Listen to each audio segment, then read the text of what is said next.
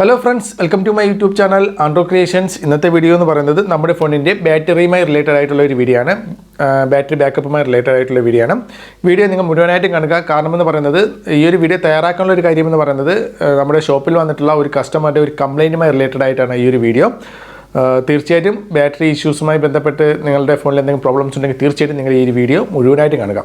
അപ്പോൾ വീഡിയോയിലേക്ക് കടക്കുന്നതിന് മുമ്പ് ഇതുപോലുള്ള മൊബൈൽ സംബന്ധമായിട്ടുള്ള ടെക്നോളജി വീഡിയോസുകൾ കാണാൻ താല്പര്യമുണ്ടെങ്കിൽ തീർച്ചയായിട്ടും ഞങ്ങളുടെ ഈ ഒരു യൂട്യൂബ് ചാനൽ ഇപ്പോൾ തന്നെ സബ്സ്ക്രൈബ് ചെയ്യുക. ഓക്കെ, രണ്ടാഴ്ചയ്ക്ക് മുമ്പ് ഒരു കസ്റ്റമർ ഒരു ഷോപ്പിൽ വന്നായിരുന്നു. ഒരു മൊബൈലിൻ്റെ കംപ്ലൈൻറ്റുമായി റിലേറ്റഡ് ആയിട്ടായിരുന്നു ആ ഒരു കസ്റ്റമർ ഷോപ്പിൽ വന്നത്.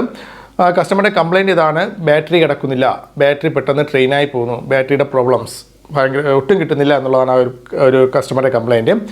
അപ്പോൾ ഞാൻ സ്വാഭാവികമായിട്ട് ഞാൻ പറഞ്ഞു ചിലപ്പോൾ ബാറ്ററിയുടെ കംപ്ലൈൻ്റ് ആയിരിക്കാം, ബാറ്ററി മാറ്റേണ്ടി വരും എന്ന് പറഞ്ഞു.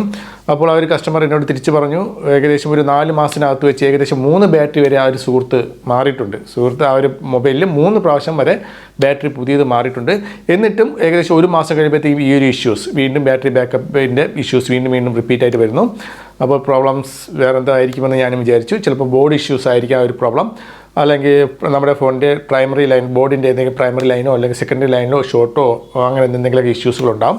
ബോർഡ് ചെക്ക് ചെയ്തിട്ട് പറയാം എന്ന് പറഞ്ഞു. ഞാൻ ബോർഡ് ചെക്ക് ചെയ്തു DC മെഷീനിൽ വെച്ച് ബോർഡ് ചെക്ക് ചെയ്തു. പക്ഷേ ബോർഡിൽ യാതൊരുവിധ പ്രോബ്ലംസും ഇല്ല. പ്രൈമറി ലൈനും ഷോർട്ടില്ല, സെക്കൻഡറി ലൈനും ഷോർട്ടില്ല, ഹാഫ് ഷോട്ടോ യാതൊരുവിധ പ്രോബ്ലംസ് ഇല്ല.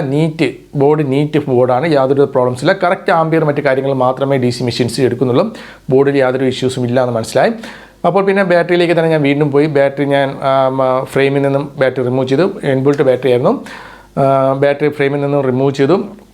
ബാറ്ററി റിമൂവ് ചെയ്ത് നോക്കിയപ്പോഴത്തേക്കും അത് ഒറിജിനൽ ബാറ്ററി അല്ല കിടക്കുന്നത്, കേപ്പബിൾ ബാറ്ററിയാണ് കിടക്കുന്നത്. ഓക്കെ, കേപ്പബിൾ ബാറ്ററി നല്ല ബാറ്ററി അല്ല എന്ന് ഞാൻ ഒരിക്കലും പറയത്തില്ല. കേപ്പബിൾ ബാറ്ററി നല്ല ബാറ്ററിയാണ്.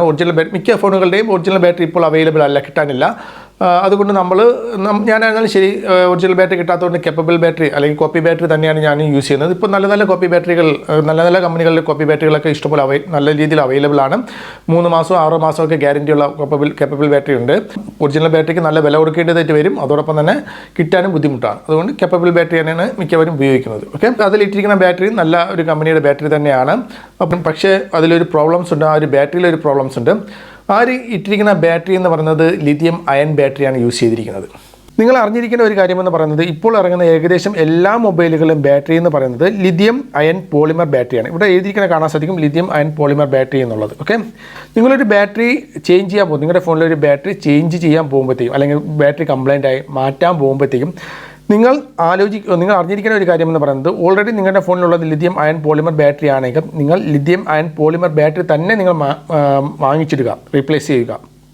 അല്ലാതെ ലിഥിയം അയൺ പോളിമർ ബാറ്ററിക്ക് പകരം ലിഥിയം അയൺ ബാറ്ററിയാണ് നിങ്ങൾ ഇടുന്നത് എങ്കിൽ നിങ്ങളുടെ ഫോണിൻ്റെ ബാറ്ററി ബാക്കപ്പിനെ ബാധിക്കും. അതായത് ലിഥിയം അയൺ ബാറ്ററിയും കാട്ടി കുറച്ചും കൂടി advance technology lithium ion polymer ബാറ്ററിക്കുണ്ട്. അതുകൊണ്ട് തന്നെ നിങ്ങൾ ആ ഒരു battery lithium ion polymer battery തന്നെ വാങ്ങിച്ചിടുക. ഉദാഹരണമായിട്ട് പറയുകയാണെങ്കിൽ ഇപ്പോൾ എൻ്റെ കയ്യിരിക്കുന്നത് ഈ ഒരു BN47 എന്ന് പറഞ്ഞ ഒരു മോഡൽ നമ്പറിലുള്ള ഒരു ബാറ്ററിയാണ്. ഈ ഒരു ബാറ്ററി തന്നെ BN47, നമ്മളെപ്പോഴും ഒരു ബാറ്ററി മാറ്റുന്ന സമയത്ത് നമ്മുടെ ബാറ്ററിയുടെ മോഡൽ നമ്പർ അനുസരിച്ചാണ് നമ്മൾ ബാറ്ററി വാങ്ങുന്നത്. അപ്പോൾ ഇതിൽ BN47 എന്ന് പറഞ്ഞ ഈ ഒരു ബാറ്ററിയിൽ ലിഥിയം അയൺ ബാറ്ററിയും ഉണ്ട്, ലിഥിയം അയൺ പോളിമർ ബാറ്ററിയും ഉണ്ട്. ലിഥിയം അയൺ ബാറ്ററികൾക്ക് വില കുറവായിരിക്കും, ലിഥിയം അയൺ പോളിമർ ബാറ്ററിക്ക് കുറച്ചും കൂടിയൊക്കെ വില കൊടുക്കേണ്ടതായിട്ട് വരും. അപ്പോൾ നമ്മൾ ചിലപ്പോൾ ടെക്നീഷ്യന്മാർ അറിഞ്ഞോ അറിയാതെയോ അവരിടുന്ന ബാറ്ററി ചിലപ്പോൾ ലിഥിയം അയൺ ബാറ്ററി ആണെങ്കിൽ ബാറ്ററി ഫോണിൽ കിടക്കത്തില്ല. ഏകദേശം ഇടുന്ന സമയത്ത് യാതൊരുവിധ പ്രോബ്ലംസും കാണത്തില്ല. ചിലപ്പോൾ 1 മാസത്തിന് ശേഷമായിരിക്കും ഈ ഒരു പ്രോബ്ലംസ് വരുന്നത്, ബാറ്ററി കംപ്ലൈൻ്റ് ആയി വരുന്നത്. കാരണം എന്ന് പറഞ്ഞാൽ ലിഥിയം അയൺ ബാറ്ററികൾ കൂടുതൽ ആംബിയർ എടുക്കേണ്ടി വരുന്ന സാഹചര്യങ്ങളിൽ ബാറ്ററി പെട്ടെന്ന് കംപ്ലൈൻ്റ് ആയി വരും. പുതിയ മൊബൈലുകളെല്ലാം തന്നെ വളരെ നല്ലൊരു ആംബിയർ എടുക്കേണ്ടതായിട്ട് വരും. ആ സമയത്ത് 1 മാസം കഴിയുമ്പോഴത്തേക്ക് ഇതിൻ്റെ ശേഷി പോയിട്ട് കംപ്ലൈൻ്റ് ആയി തുടങ്ങും. അപ്പോൾ ആ ഒരു മൊബൈലിലും കിടന്നത് ലിഥിയം അയൺ ബാറ്ററിയാണ്. ഞാനത് റീപ്ലേസ് ചെയ്തു. ലിഥിയം അയൺ പോളിമർ ബാറ്ററിയാണ് ഇപ്പോൾ ഇട്ടിരിക്കുന്നത്. ഒരാഴ്ച കഴിഞ്ഞപ്പോഴത്തേക്കും ആ ഒരു വേറൊരു സുഹൃത്തിൻ്റെ ഫോണുമായിട്ട് ഒരു കംപ്ലൈൻറ്റുമായിട്ട് വന്നായിരുന്നു. അപ്പോൾ ഞാൻ ചോദിച്ചപ്പോഴത്തേക്കും പഴയതിനെക്കാട്ടി നല്ല രീതിയിൽ ബാറ്ററി ബാക്കപ്പും മറ്റു കാര്യങ്ങളും ഇപ്പോഴും കിട്ടുന്നുണ്ട്, യാതൊരുവിധ പ്രോബ്ലംസും ഇല്ല.